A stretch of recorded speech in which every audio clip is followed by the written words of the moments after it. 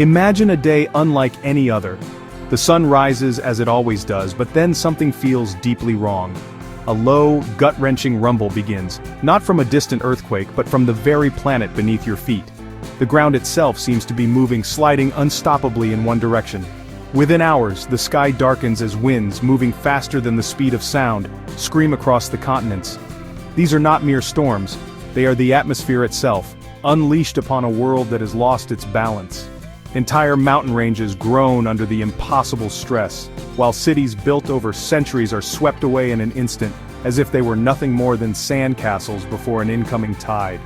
This is not the plot of a modern disaster film, it is the terrifying vision of our planet's past, and perhaps its future, as described in a book that has haunted the fringes of science for over half a century. Following the shrieking winds, the oceans, which have continued their eastward spin at 1,000 miles per hour, surge over the land. They do not come as gentle waves but as a colossal wall of water miles high that washes over entire continents, erasing civilizations from memory. For 6 days this watery chaos rages, and on the 7th, as the legends tell us, the waters begin to settle. But the world they reveal is not the one we knew. It is a world forever changed, with new poles, new climates, and only a handful of stunned survivors. What if our most ancient stories, the ones we dismiss as myths, are not fanciful tales of gods and monsters? What if they are instead the fragmented, desperate memories of humanity's last survivors, passed down through countless generations? These stories speak of a great flood, of a man and a woman in a garden who are cast out into a harsh new world, and of gods who brought knowledge back to a shattered humanity. Could these be eyewitness accounts of a recurring global cataclysm, a reset button for planet Earth that is pushed on a predictable cosmic schedule? The idea is so profound, so unsettling, that it forces us to question everything we think we know about our own history and our place in the cosmos. This chilling scenario is the core of a theory that refuses to disappear, one that links geology, mythology, and a hidden history of our planet. It suggests that our civilization is not the first, but merely the latest in a long line of cultures that have risen and then been utterly destroyed. It paints a picture of Earth not as a stable and gentle home, but as a periodically violent and unpredictable stage for the human drama. This is the world as envisioned by Chan Thomas in his controversial work, The Adam and Eve Story, a world where the greatest danger is not from the stars above but from the very ground on which we stand, a ground that holds the secrets of our planet's cataclysmic past. Who was the man who dared to propose such a radical rewriting of our planet's history? Chan Thomas was an engineer and researcher who, in the 1960s, compiled a theory so shocking that it has captivated and alarmed readers ever since. His book, The Adam and Eve Story, put forward a simple yet terrifying central idea. Our planet undergoes a catastrophic and complete reset approximately every 6,500 years. This is not a slow process of climate change or gradual continental drift. Instead, Thomas described a sudden violent event that wipes the slate of civilization clean, sending humanity back to a primitive state to begin the long climb all over again, with only faint memories of the world that came before. At the heart of Thomas's theory is the concept of crustal displacement. He proposed that the Earth's entire outer shell, a crust about 60 miles thick, is not fused to the planet's interior. Instead, he believed it floats on a thin layer of molten rock just beneath it, a substance that usually acts like a sticky, semi-solid glue. However, at regular intervals, something deep within the Earth's core causes a change. This disruption, Thomas speculated, turns the molten layer into a near-frictionless lubricant. Once that happens, the immense weight of the ice caps at the north and south poles, which are off-center, creates a powerful torque that pulls the crust into a new position, much like a loose peel slipping around an orange. Thomas was not simply guessing. He constructed a timeline of these events, linking them to some of the most significant moments in our mythological and geological past. He argued that the last cataclysm was the event recorded in the Bible as Noah's flood, which he dated to around 6,500 years ago. Before that, another similar disaster occurred approximately 11,500 years ago, an event whose survivors and their story became the foundation of the Adam and Eve myth. This cyclical pattern of destruction and renewal was, for Thomas, the great secret of our planet, a natural mechanism that has shaped human history far more profoundly than any war or empire. His work was a direct challenge to the slow, gradual view of geological change that has dominated mainstream science for 2 centuries. Thomas was a catastrophist, aligning himself with earlier thinkers who believed that Earth's history was punctuated by sudden global upheavals. He wasn't just presenting a scientific hypothesis, he was offering a key to unlock our most sacred and mysterious legends. In his view, these were not just stories, they were the last remaining messages from a lost world. Desperate warnings from our distant ancestors about the cataclysmic clock that governs our planet and will, inevitably, strike again. According to Chan Thomas, the mechanism for this planetary reset begins deep within the Earth. He theorized that a periodic disturbance in the planet's core causes a massive release of energy that temporarily liquefies a thin layer in the upper mantle. This layer, which normally holds the crust in place, suddenly becomes an almost perfect lubricant. Once the crust is unlocked, the immense and unbalanced weight of the polar ice caps in Antarctica and Greenland takes over. This gigantic mass of ice acts like a counterweight, pulling the entire outer shell of the planet around its core.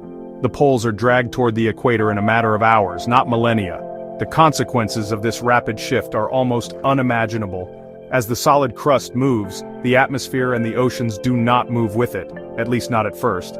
They continue their eastward rotation at speeds of up to 1,000 miles per hour at the equator, due to inertia.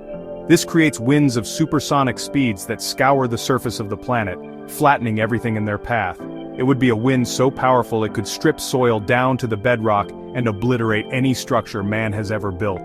This atmospheric rampage is then followed by an even greater destructive force, the world's oceans, which slosh out of their basins and onto the continents in towering walls of water. Thomas paints a grim picture of this global deluge. Enormous tsunamis miles in height would sweep across the land from coast to coast, carrying the debris of shattered cities and forests with them. These waters would not recede for days. For nearly a week, the planet would be engulfed in a chaotic, watery turmoil. During this time, the very geography of the world would be rewritten. New mountains would be thrust upward by the immense pressures, while old landmasses would sink beneath the waves. It is a vision of total and absolute destruction, a physical event so powerful that it would leave almost no trace of the civilization that existed just days before. On the 7th day, as Thomas interprets the ancient lore, the waters would finally begin to settle into their new basins, and the winds would die down. But the world left behind would be unrecognizable. The old poles, now near the equator, would begin to melt rapidly, while new ice caps would start to form at the new polar locations, such as the Bay of Bengal or the Sudan Basin, according to his past cycles. The survivors, if any, would emerge from their shelters to a world transformed. They would see a different sky with new constellations, and stand on a land scarred and reshaped by the planet's violent convulsion.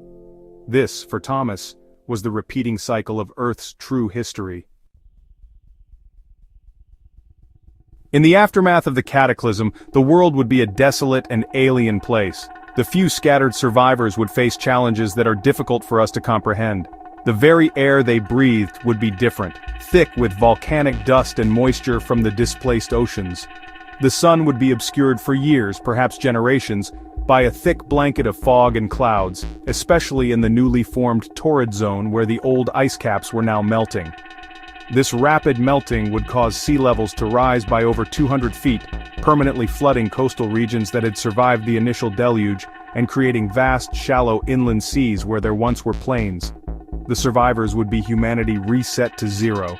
All knowledge of technology, science, and complex society would be lost, except for what could be carried in the minds of the few who made it through. They would be, in essence, Stone Age people, forced to relearn the most basic skills of survival in a hostile and unfamiliar environment. They would have to find new sources of fresh water, identify edible plants in a transformed ecosystem, and build shelters against a climate that had been thrown into chaos. Their most valuable possessions would not be gold or jewels, but the stories and warnings of the world that was lost, the memories of the Great Flood and the terrible winds. This is where Chan Thomas connects his geological theory directly to our oldest stories. Figures like Noah or the Sumerian Utnapishtim were not just lucky men who escaped a flood, they were the progenitors of a new cycle of humanity. They were the keepers of the flame, tasked with preserving what little they could of the previous world's knowledge and restarting civilization from scratch. The ark was not necessarily a wooden boat filled with animals, but perhaps a metaphor for a secure mountain cave or a sealed underground shelter where a small group could ride out the cataclysm. These survivors became the godlike figures of later myths, the culture bearers who taught the next generations how to farm, how to build, and how to read the stars. Over thousands of years, a new civilization would slowly rise from the ruins of the old. Cities would be built, sciences rediscovered, and histories written. But the memory of the Great Cataclysm would fade, hardening into myth and religious dogma, its true meaning lost to time. The story of Adam and Eve being cast out of a paradise, the previous world, into a harsh wilderness, or the tale of a global flood sent by an angry God, would be all that remained. For Thomas, this cycle of destruction and rebirth is the fundamental rhythm of human existence on Earth. We are always living in the shadow of the last cataclysm and unknowingly advancing toward the next. Chan Thomas proposed a revolutionary idea. Our most treasured ancient myths are not fiction. He argued they are the distorted but persistent memories of real recurring geological disasters. The story of Adam and Eve, for example, was not about the creation of the first two humans. Instead, Thomas saw it as a symbolic account of the survivors of a cataclysm that occurred around 11,500 years ago. The Garden of Eden was a metaphor for the advanced pre-cataclysmic world, a paradise lost not because of a serpent and an apple but because the earth's crust shifted. When Adam and Eve were cast out, it symbolized humanity being thrown back into a primitive state to fend for itself in a wild, post-apocalyptic world. Similarly, the story of Noah and the Great Flood was not a one-time event caused by divine anger. For Thomas, it was the historical record of the most recent crustal displacement, which he dated to about 6,500 years ago. He believed that nearly every ancient culture has a similar story for a reason. They all experienced the same global event. The Babylonian epic of Gilgamesh tells of Utnapishtim, who survives a world-ending flood by building a great boat. Hindu scriptures describe a great flood where Vishnu saves mankind. These are not separate tales, but different cultural retellings of the same terrifying reality, passed down by the descendants of those who lived through it. Thomas went even further, suggesting that the original scriptures were misunderstood by later scribes. He claimed that Moses, who was educated in Egypt, had access to ancient records written in a language similar to Mayan glyphs. In this original telling, the symbols had different meanings. A tree might have represented a mother continent, and an unadorned serpent could have been a symbol for the calm, pre-cataclysmic ocean. When these records were later translated and reconstructed, particularly by the scribe Ezra, after the destruction of the Hebrew scriptures, the allegorical meanings were lost and replaced with a literal moralistic story that we know today. The scientific account of a geological event was transformed into a religious fable. This reinterpretation of myth as history is central to Thomas's entire thesis. It suggests that our ancestors were trying to tell us something vital, something about the very nature of the planet we live on. They were leaving us a warning, encoded in the only way they knew how, through epic stories of gods, heroes, and monsters. The repeating patterns in these myths, the worldwide flood, the handful of survivors, the refounding of civilization by a godlike teacher, are the echoes of a repeating cycle of planetary destruction. We have dismissed these tales as simple folklore, but according to Thomas, we have been ignoring a user's manual for planet Earth, one written in the blood and terror of our forgotten ancestors. To support his extraordinary claims, Chan Thomas pointed to a collection of perplexing anomalies from the fields of geology and paleontology. One of his most compelling pieces of evidence was the mystery of the frozen mammoths. In Siberia and Alaska, remarkably preserved mammoths have been discovered, flash frozen in the permafrost. Some were found standing upright with undigested food like buttercups and tropical vegetation, still in their stomachs and mouths. Thomas argued that no slow-acting ice age could explain this. It required a sudden, catastrophic event that could shift a temperate region to the Arctic Circle in a matter of hours, freezing the animals where they stood before they could even swallow their last meal. He also pointed to the massive jumbled graveyards of animal bones found in various parts of the world. In the muck pits of Alaska, the remains of mammoths, lions, horses, and other animals, both predator and prey, are found violently torn apart and mixed together in enormous heaps. Similarly, The La Brea tar pits in Los Angeles contain a vast collection of extinct species that seem to have perished all at once. For Thomas, these were not the result of slow, gradual processes. They were the clear signature of a massive wave of water and debris, a cataclysmic flood that swept across the land, drowning and burying millions of creatures in a single, chaotic event. Thomas also looked for evidence in ancient maps and geological formations. He cited the famous Peary Race map of 1513, which appears to show the coast of Antarctica without its ice cap. Thomas suggested this was possible only if the map was based on far older source maps, created during a previous era when the South Pole was located elsewhere and Antarctica was in a warmer climate. Geologically, he questioned how the uniform layers of sediment in places like the Grand Canyon could have been laid down slowly. He argued they were better explained by a massive, single deposition of waterborne sediment during a global flood, which then carved out the canyon as the water receded. Furthermore, Thomas highlighted evidence for a sudden and dramatic rise in sea levels around 6,000 to 7,000 years ago, coinciding with his date for the Noah's flood event. This, he claimed, was the result of the previous polar ice caps melting after they shifted to a warmer zone. The sudden end of various ice ages and the equally sudden abandonment of ancient high-altitude cities like Tiahuanaco in Peru were all, in his view, pieces of the same puzzle. While each piece of evidence could be explained away individually by mainstream science, Thomas insisted that when viewed together, they painted a consistent and terrifying picture of a planet racked by recurring sudden cataclysms. Despite the compelling narrative woven by John Thomas, his theory stands in stark opposition to the consensus of modern science. The vast majority of geologists, physicists, and paleontologists reject the idea of cataclysmic crustal displacement. Mainstream geology is built upon the principle of uniformitarianism, the idea that the same slow and gradual processes we observe today, like erosion and continental drift, have shaped our planet over millions of years. While scientists acknowledge occasional catastrophic events like asteroid impacts and supervolcanoes, there is no accepted evidence for a recurring 6,500-year cycle of global crustal shifts as Thomas described. One of the primary scientific objections is the sheer amount of energy required for such an event. The force needed to break the Earth's 60-mile-thick crust free and cause it to slide over the mantle is astronomical, far beyond what any known internal mechanism could produce. Scientists at institutions like NASA have stated that there is simply no physical process that could trigger such a rapid and dramatic shift. Furthermore, the geological record does not support it. If the crust had completely reshuffled every few millennia, our rock strata would be a chaotic mess, not the orderly, layered record of billions of years of history that geologists have meticulously mapped out across the globe. Scientists also offer alternative and more widely accepted explanations for the evidence Thomas cited. For example, the frozen mammoths are now understood to have died over a long period during the last ice age, preserved in the gradually deepening permafrost, not flash frozen in a single day. The jumbled bone beds are explained by local flood events, predator traps, or river logjams that accumulated carcasses over centuries.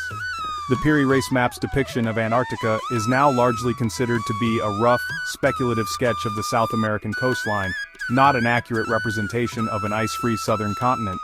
The very foundation of Thomas's mechanism, a molten, lubricating layer that periodically liquefies, has no basis in modern seismology or studies of the Earth's mantle. The mantle is understood to be viscous and plastic, allowing for the slow drift of continents over millions of years, but it does not behave like a switch, turning from solid to liquid. While the Earth's magnetic poles do wander and even flip over long periods, the last major reversal was about 780,000 years ago. This is a process of the liquid outer core and is not linked to mass extinctions or a physical shift of the planet's crust. For these reasons, is overwhelmingly classified by the scientific community as pseudoscience. What elevates from a simple fringe theory to the subject of modern conspiracy is its strange and murky publication history. The book was first published in the mid-1960s, but it soon attracted the attention of a very powerful and secretive organization, the Central Intelligence Agency. In 1966, a copy of the book entered the agency's records, and for reasons that have never been officially explained, it was classified. For decades, the full text was suppressed, with only a heavily redacted and sanitized version available to the public. The complete book was only declassified and released many years later, in 2013. This act of classification by the CIA has fueled endless speculation. Why would an intelligence agency be interested in a book about geology and ancient myths? The most common theory is that the government feared the potential for mass panic.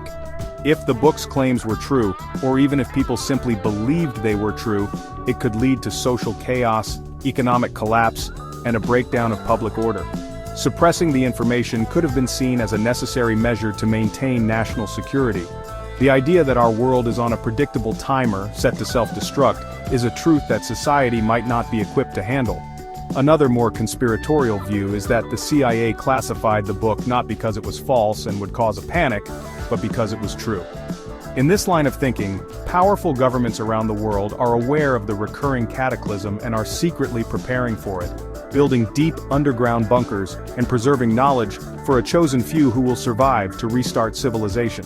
The dedication of the book to high-ranking military figures, including General Curtis LeMay, has only added fuel to this fire. It suggests that Thomas was not some isolated crank, but was moving in circles where such existential threats were taken very seriously indeed. Whatever the reason, the CIA's involvement has given the book a mystique and credibility in some circles that it might never have achieved otherwise. The act of suppressing a story often makes it more desirable and, to some, more believable.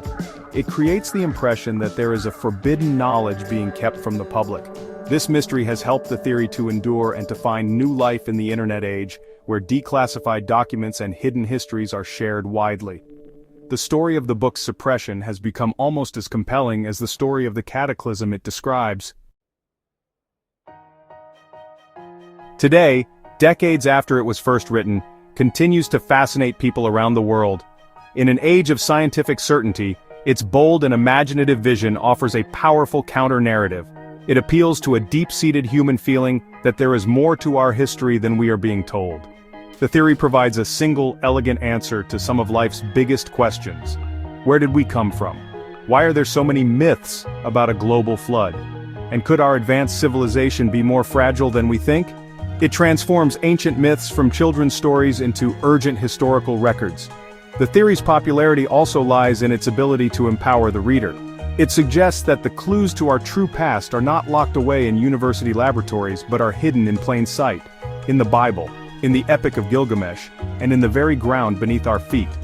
It encourages a spirit of independent inquiry, urging people to question authority and to look for connections that mainstream science may have overlooked. In a world that can feel chaotic and meaningless, a grand, cyclical pattern of destruction and rebirth can be strangely comforting. It suggests that even in the face of total annihilation, humanity survives, adapts, and begins again. Of course, the scientific evidence against such a rapid crustal shift is overwhelming. The geological and fossil records tell a story of a planet that is ancient and has changed primarily through slow, incremental forces over immense timescales. But the questions Thomas raised continue to linger because they touch upon real unsolved mysteries. We still do not fully understand what caused the sudden mass extinctions of the past, or why so many ancient cultures, separated by vast oceans, shared such strikingly similar myths. The theory persists not because it is proven science, but because it speaks to the gaps in our knowledge. Ultimately, serves as a powerful thought experiment. It forces us to confront the possibility that our civilization is not the pinnacle of human achievement, but just one chapter in a much longer and more dramatic book. It asks us to look at our world with fresh eyes and to wonder if the whispers from our most ancient ancestors might contain a truth more profound and terrifying than we have ever dared to imagine. Whether fact or fiction, the story challenges us to be humble, to remember that we are inhabitants of a powerful and dynamic planet whose secrets we have only just begun to uncover.